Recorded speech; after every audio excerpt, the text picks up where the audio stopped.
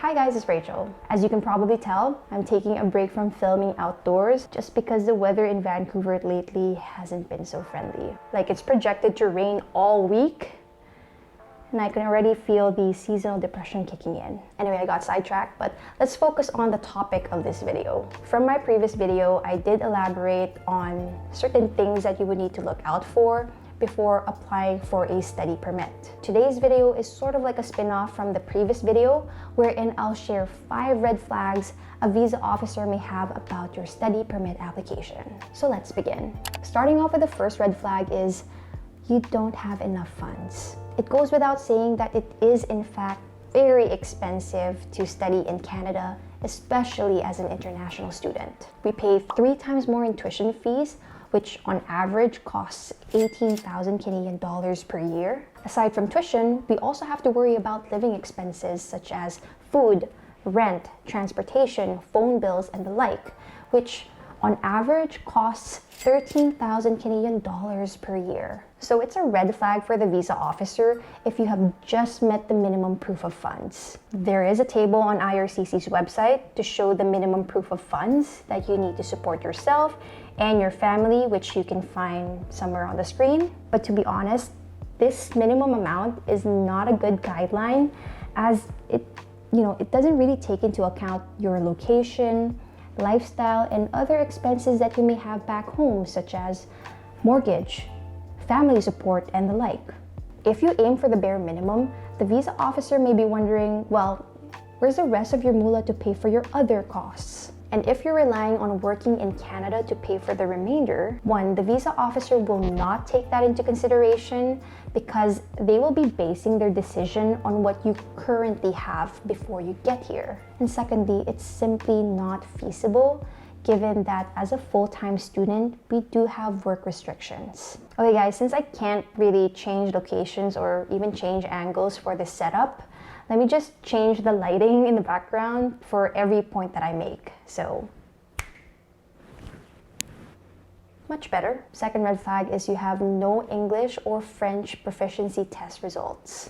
Okay, just a heads up, providing one isn't required if you're applying under the regular study permit stream. But if you're aiming for the student direct stream or SDS, then you are required to provide one and moreover meet the minimum score. But honestly, if you were to ask me, I'd encourage you to get one regardless, and I'll give you 5 reasons why. 1, most good schools with competitive programs require you to have decent language proficiency test results. Second, if you have one, it gives you more options in terms of selecting schools. And with more selection, you have freedom to choose which one suits you the best. Third, on the visa side of things, having decent language proficiency test results is a good indication to the visa officer that you will understand your lessons, pass your exams, and most importantly, graduate from your chosen program. Fourth, if you don't have one, some schools may require you to take additional English classes as a prerequisite for program entry. And taking these ESL classes cost way more than just taking your language proficiency test.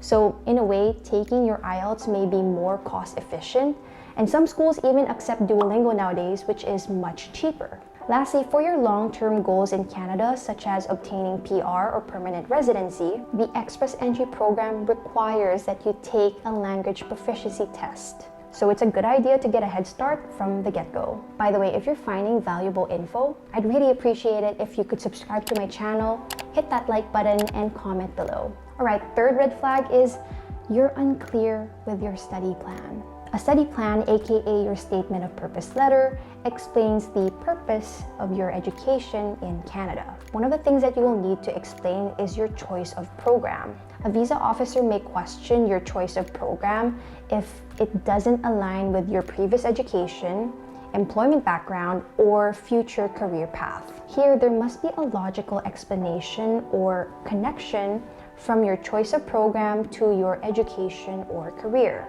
For example, if the current company that you work for requires you to take an MBA for a promotion, then that is easily defensible on your SOP. To explain yourself, perhaps ponder on the following questions. Which courses in this program are relevant for my progression? How is this program going to benefit me in my education or career back in my home country? And lastly, why would you need to pursue a program in Canada as opposed to taking the same program in your home country? Hopefully that may serve as a guideline. In addition to that, here are some of my tips when choosing a program. Don't go for a program because your parents told you to do so, and no offense to the parents, I know that you're supporting a kid, but I think your kid knows what's best for themselves.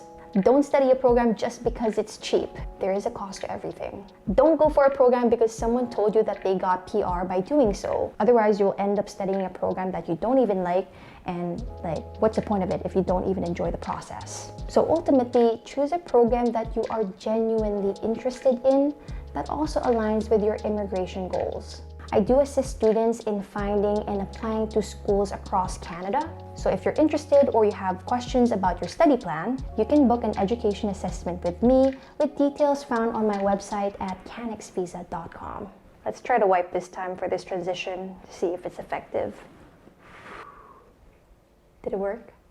I hope it did. Fourth red flag, you have chosen a program that does not show progression in your education, or you chose a program unrelated to your previous field.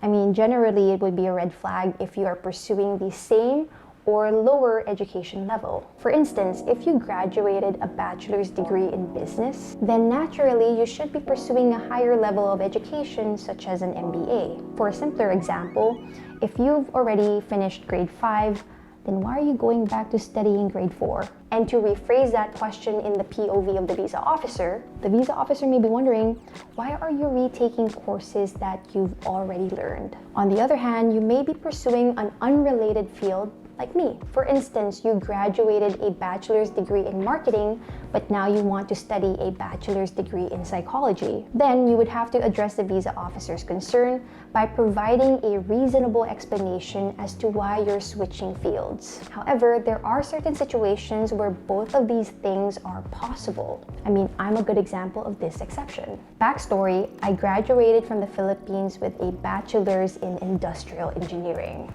And fortunately, I was permitted to study a certificate level in communication design essentials here in Canada. I guess the visa officer accepted my reasons to pursue something unrelated at a lower education level. The visa officer probably thought oh, this poor thing, she's so lost in life. She's jumping ship and she has no clue what she's doing. Let's just approve her study permit and let her find her way. Or he was probably convinced that taking a graphic design course will benefit me in the future, which in a way has, because y'all are watching this video. And finally, the last red flag here is that you're an older applicant. I just want to start off this point by saying that there is no age limit to apply for a study permit to study in Canada. Anyone can be an academic or scholar at any stage in their life, and there are many reasons to pursue your education at a later stage in life. Some of those reasons could be advancement in your career or seeking promotion, changes in your work industry that requires you to upgrade your education, or simply because you like to learn something new. However, it does get more difficult for an approval as you get older. And to prove my point, I would like to show you this table that compares the study permit approval rates based on age. As you can see, students under 20 years of age have the highest approval rate, which is close to 75%, whereas students over 30 years of age have a much lower approval rate at around 40%. Why is that? Well, there are several factors that are common among older applicants, which are you have a lengthy study gap of more than 5 years, you already have family, or you already have a solid work or career. Here, the visa officer may be wondering why you are restarting your study plans now after not studying for so long. Or perhaps the even heavier question, why are you leaving family and work obligations to pursue studies? Now, this is not to discourage older applicants from applying. In fact, I encourage you to give it your best shot, as you never know what could happen. I mean, if you don't give it a shot, you already know the results. But yeah, I feel that it is better to let you know so that you are aware of the risks and can at least approach the idea going into the process with an even keel. There you have it, folks. Those are the 5 red flags that a visa officer may have on your study permit application. Anyway, thank you for watching. Be safe and be kind. And as always, I'll see you in the next video. Cheers.